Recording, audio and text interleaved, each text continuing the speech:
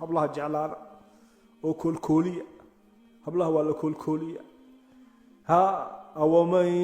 yunashau fi lxilyati wahuwa fi lkhisaami gayru mubiin inantiisii baa soo dul istaagtay nabiga sala allahu calayhi wasalam wahuwa musaja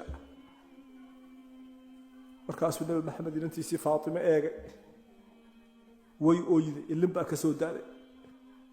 markaasuu nabigu yidhi ii soo dhowo faatima ii soo dhowo faatima u soo dhowaatay dhegtu wax ugu sheegay way oyday iska kacday haddana in yar kadib buu ku yidhi aabba ii soo dhowow way u soo dhowaatay dhegtu haddana wax ugu sheegay way kacday iyadoo qoslaysa rasuulka tiisii baa timi sala allahu calayhi wasalam waa kayntuu cirka eega yidhi bal irafiiqi alaclaa bal irafiiqi alaclaa bal irafiiqi alaclaa markii xabiibkii la aasay bay caashi u tagtay faatima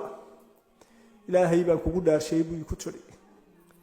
nebigu labadii jeeruu dhegta wax kuu saaray marna waad oyday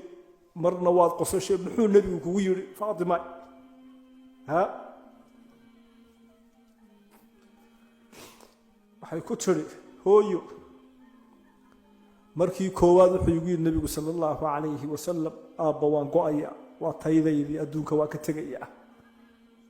kelmaddaa markaan maqlay baan ooyega jiray aabbahay oo socda markii labaad igu yidhi soo dhowow u soo dhowaadayna dhegta wuxuu iigu sheegay aabba buu yidhi ha werwerin bishaarayso buu yidhi ahligayga iyo dadkayga adiga iigu xiga qof iga daba yimaada 6 bilood kadib bay faatimo gooday